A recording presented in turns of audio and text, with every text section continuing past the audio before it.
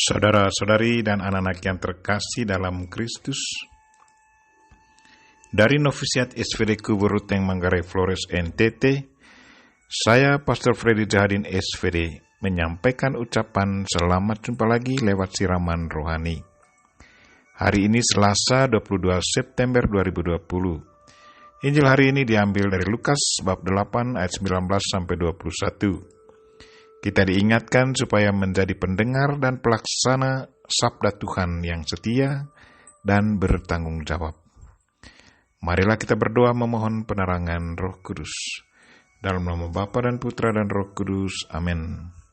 Tuhan dan Allah kami, puji dan syukur kami haturkan kepadamu, karena Engkau sudah menjadikan mereka yang setia mendengar dan melaksanakan sabdamu adalah saudara-saudari dan ibumu.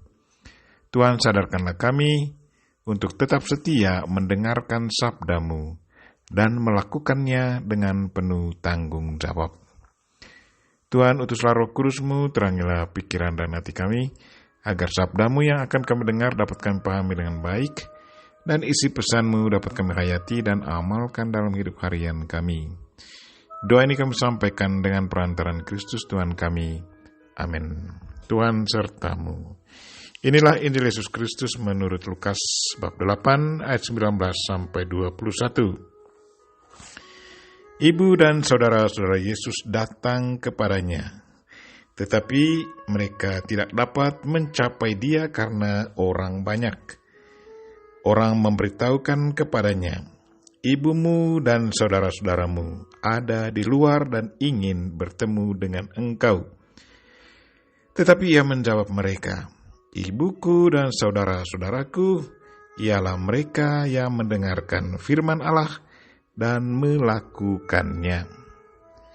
Demikianlah Injil Tuhan. Terpujilah Kristus.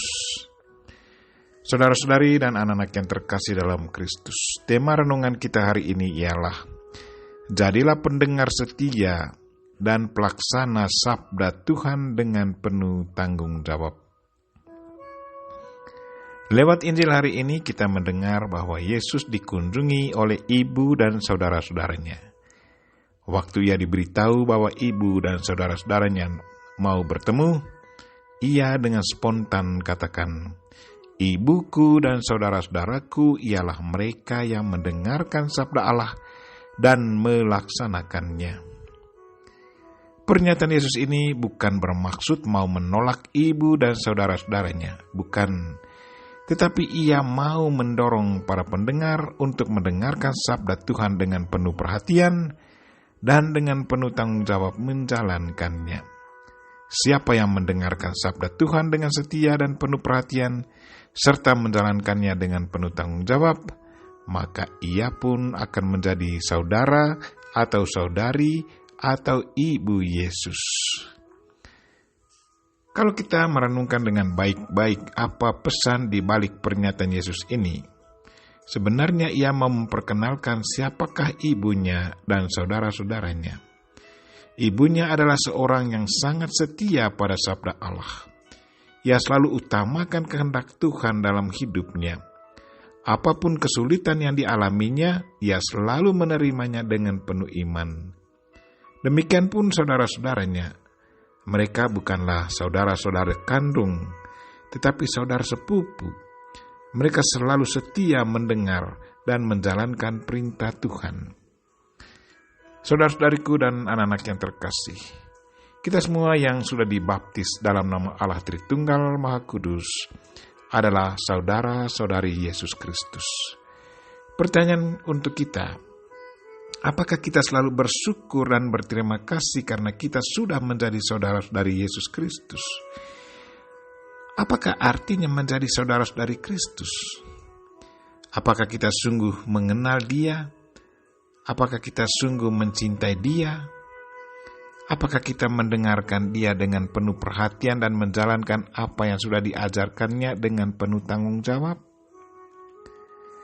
Hari ini Yesus Kristus ingatkan kita kembali bahwa kalau kita mau menjadi saudara-saudari Kristus, itu berarti kita harus selalu bersedia mendengarkan sabda Tuhan dengan penuh perhatian dan melaksanakannya dengan penuh tanggung jawab. Kristus sungguh mengharapkan agar kita selalu menjadi pendengar setia dan pelaksana sabda Tuhan dengan penuh tanggung jawab.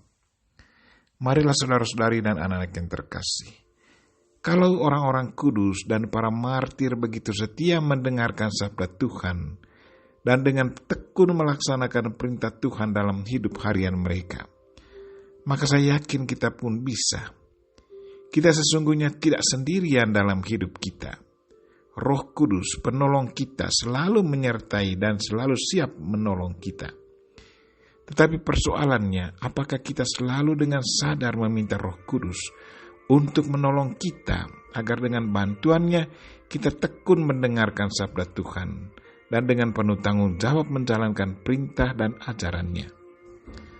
Bersama Bunda Maria kita berdoa, Tuhan, sadarkanlah kami untuk selalu setia mendengarkan sabda-Mu dan dengan penuh tanggung jawab melaksanakannya. Dalam nama Yesus Kristus kami berdoa. Amin. Marilah kita mohon berkat Tuhan. Tuhan sertamu.